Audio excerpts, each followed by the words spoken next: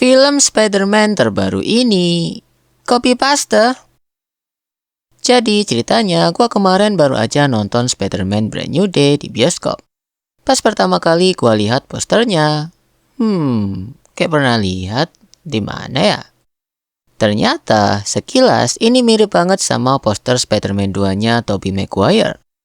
Cuman minus gak ada si beban aja. Dari sini gua mikir, wah jangan-jangan di filmnya nanti ada elemen Spider-Man sebelumnya nih. Dan bener aja, entah kalian sadar atau enggak, film ini masukin beberapa momen di film Spider-Man sebelumnya. Contohnya, kayak scene MJ yang jatuh dari gedung. Ini adalah referensi dari scene Gwen Stacy di Amazing Spider-Man-nya Andrew Garfield. Dan lagi, pas scene dimana Peter jatuh dari kepompong, scene Peter belajar ngeluarin jaring organik, sama ada satu scene pas Peter ngelawan Red Ninja. Mirip banget sama scene di Spider-Man-nya Tobey Maguire.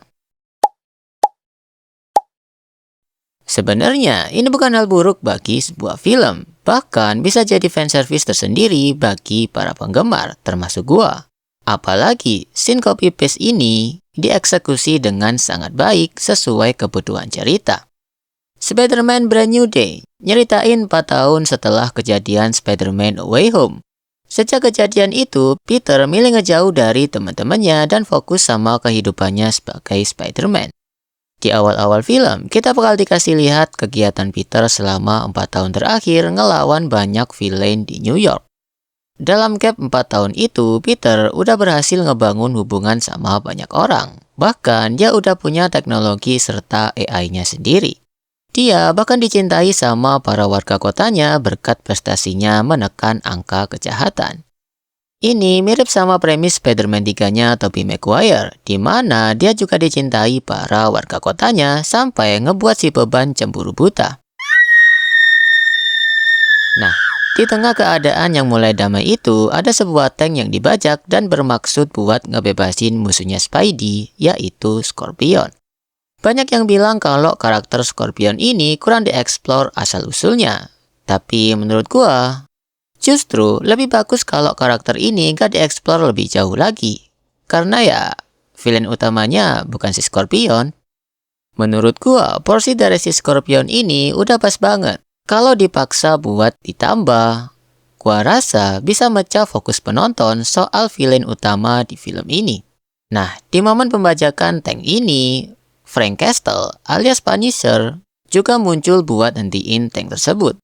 Gua suka banget sama kehadiran Punisher di film ini. Aksinya tetap brutal meskipun ya nggak sebrutal di seriesnya. Tapi mengingat rating Spider-Man ini PG-13, gua rasa masih oke lah. Singkat cerita, Scorpion berhasil dibebasin. Tapi orang yang ngebebasin Scorpion tadi masih menjadi misteri. Dan misteri inilah yang harus dibongkar sama Peter Parker. Dari segi action dan koreografi, film ini patut diacungi jempol. Vibes pertarungannya bener-bener kerasa banget. Acting dan chemistry antar karakternya juga bagus banget. Apalagi chemistry antara Peter dan Frank Castle. Udah kayak bestie mereka.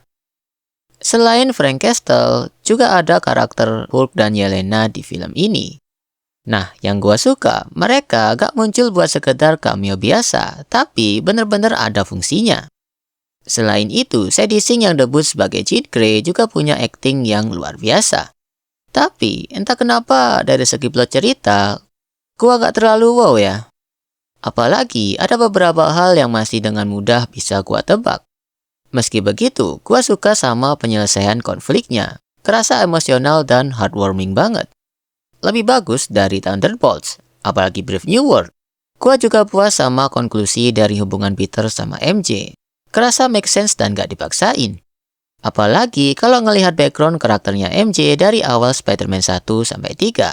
Kerasa make sense banget sama konklusi hubungan mereka di film ini. Menurut gua, ini adalah happy ending yang gak dipaksa buat happy ending. Dan itu jarang banget kita lihat di film-filmnya Marvel. Overall, gua kasih rating film ini 8,7/10. Buat kalian yang belum nonton, gua sengaja gak ngasih beberapa detail biar kalian bisa nikmati film ini waktu nonton. Dan buktiin apakah argumen gua benar atau enggak.